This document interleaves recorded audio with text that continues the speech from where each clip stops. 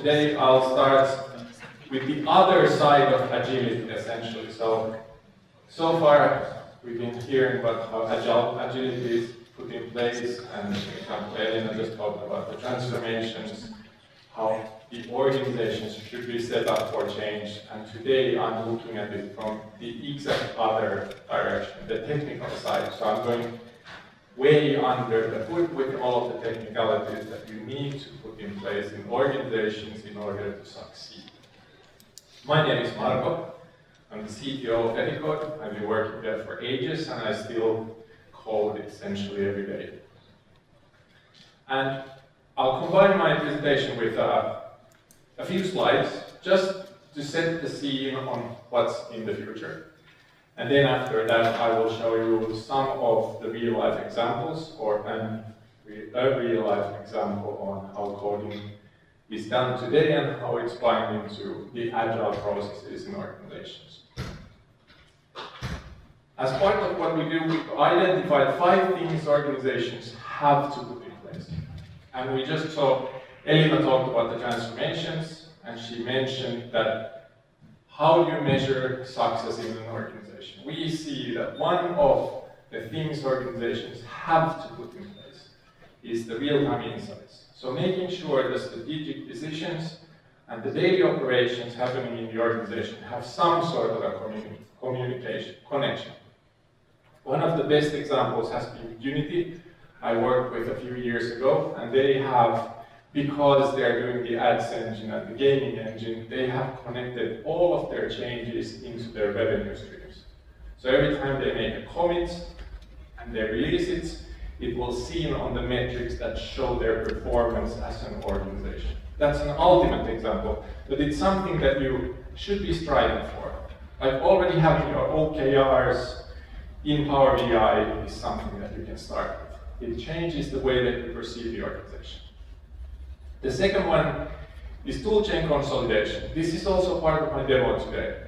I'm not going to be advocating any specific tools. I'm showing just some of the tools that are used today.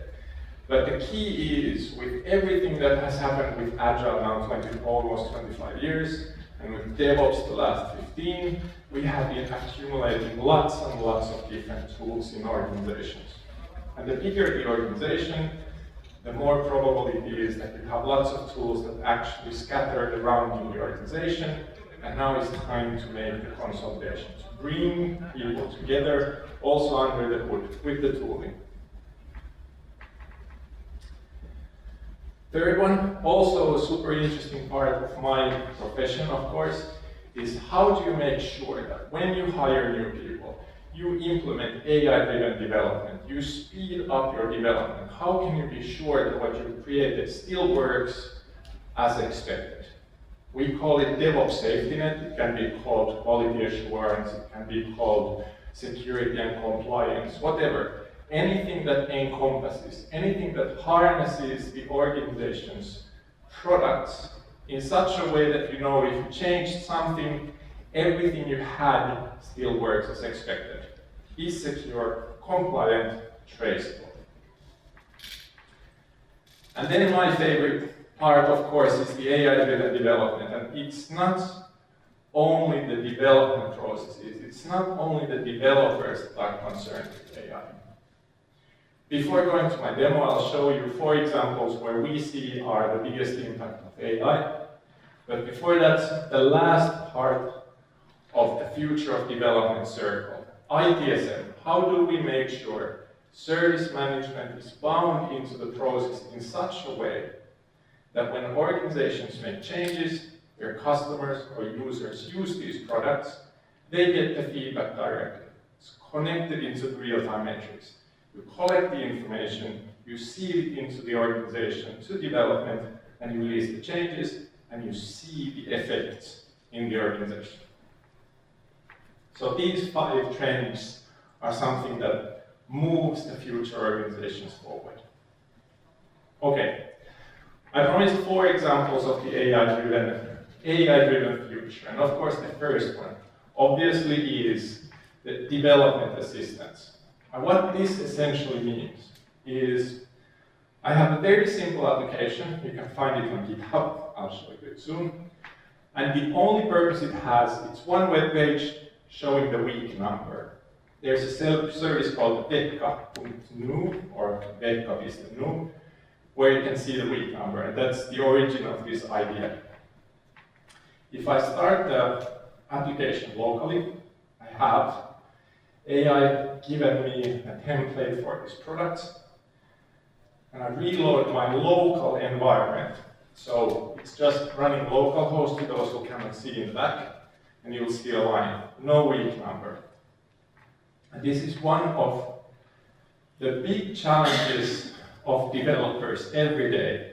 How are dates, weeks, months, any calendar being calculated? There are different regulations in different countries, and then there are, of course, different standards. So what happens is, I'll write the function, I'll give it a name, get week number, takes a new date as a parameter, and there we go. I have only written a name of the function. What I want from the function, get week number. AI sees, okay, you want week number. You seem to be using JavaScript based on the application and based on the suffix of the file. Maybe this is what you're searching for. It proposes me a solution. I'll click Tab, then I need to export it and save. And there we go. Local environment, week 37. All problems solved. So this is how development looks today and in the future.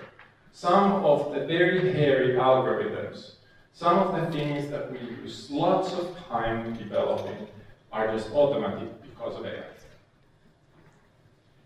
The second one, naturally, quality assurance. What this means is we can, for example, run browser testing. Okay, let's go with unit tests first.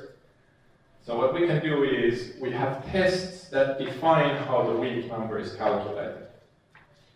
And with the help of AI, what we can do is we'll write a new one. So it should return, week 37 for 12th of September 2024. Let's see if our AI kicks in. It does. Awesome. Let's close it.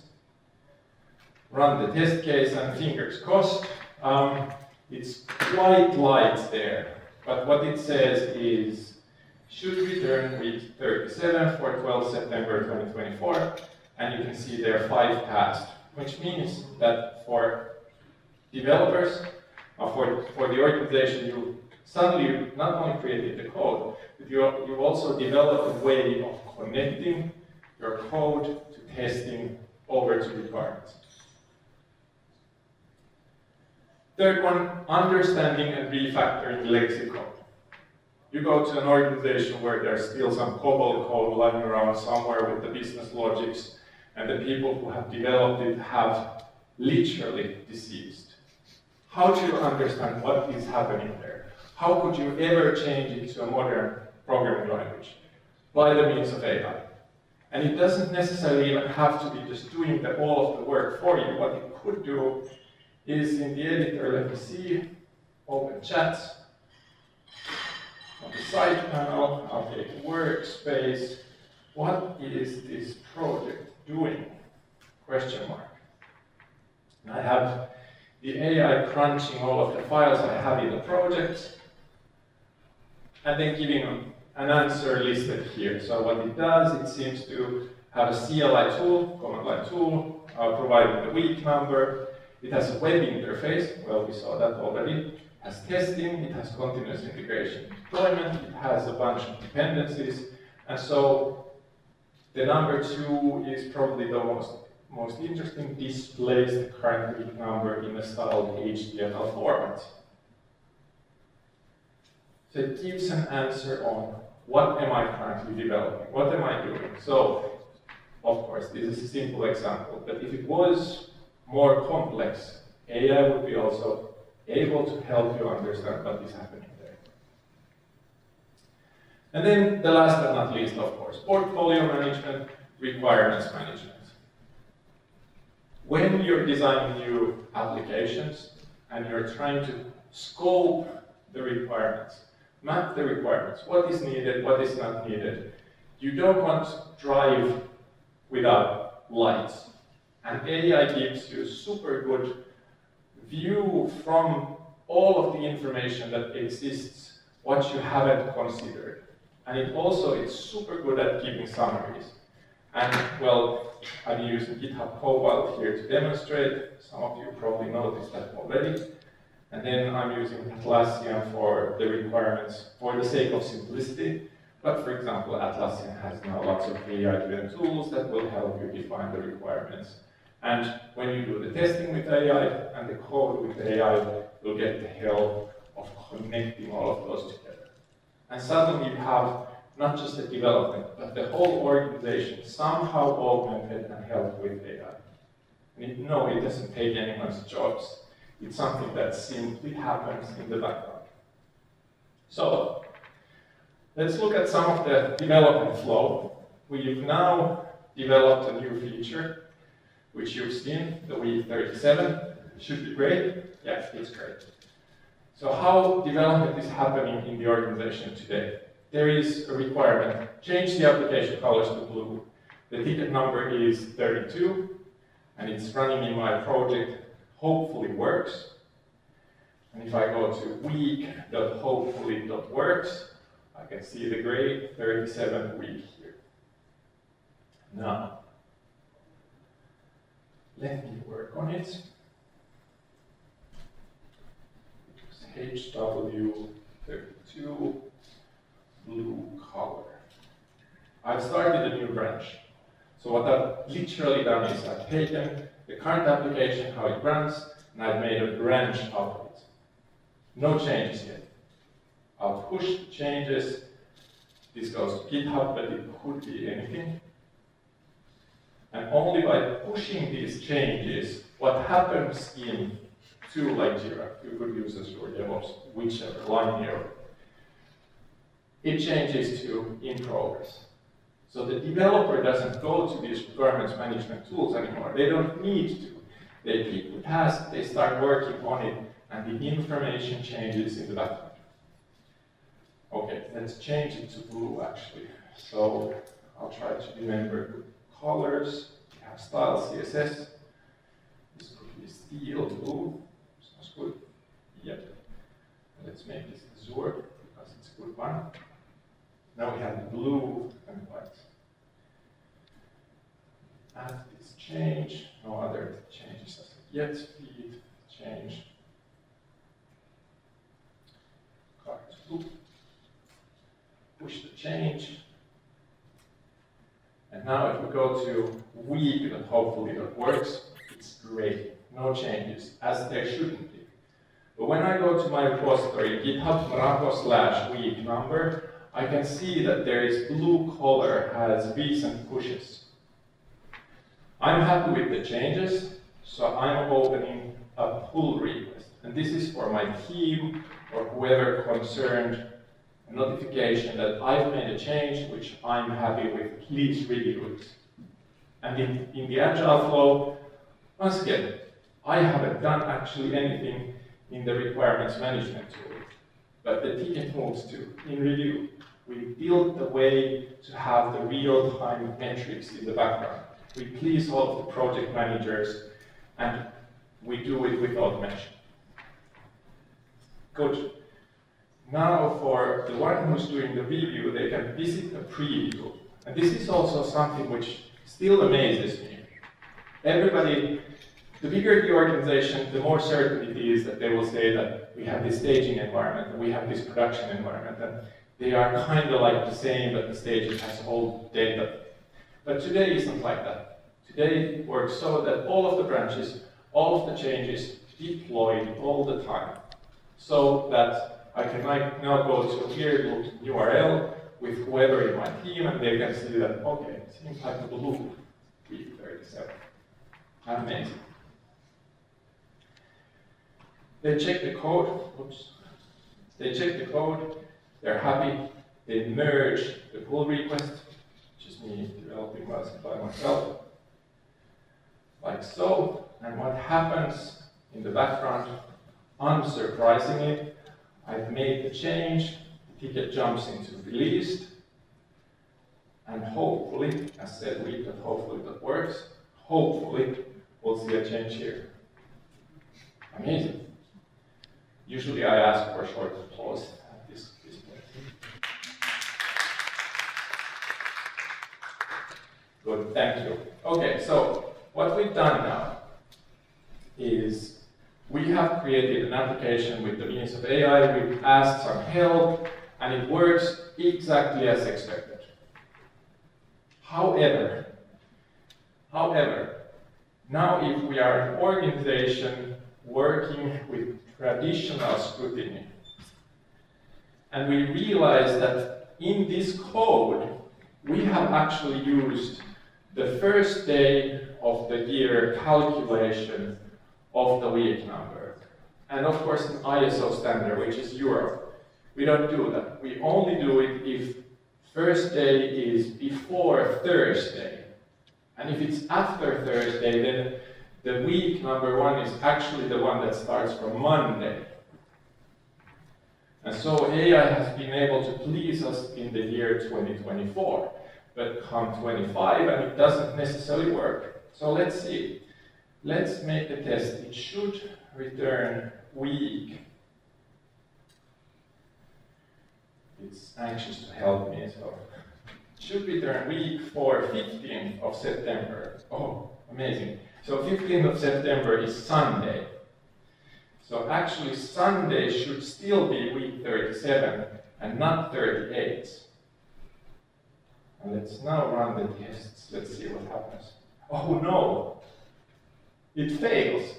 So here it says expected 37, received 38.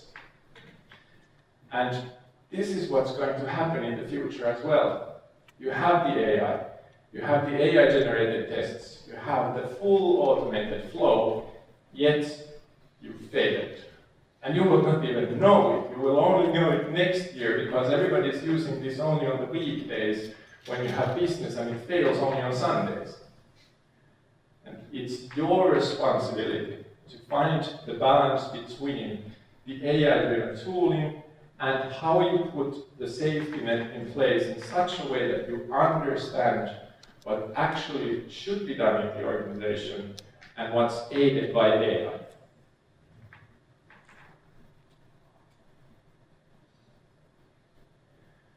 Let me see if I can still run us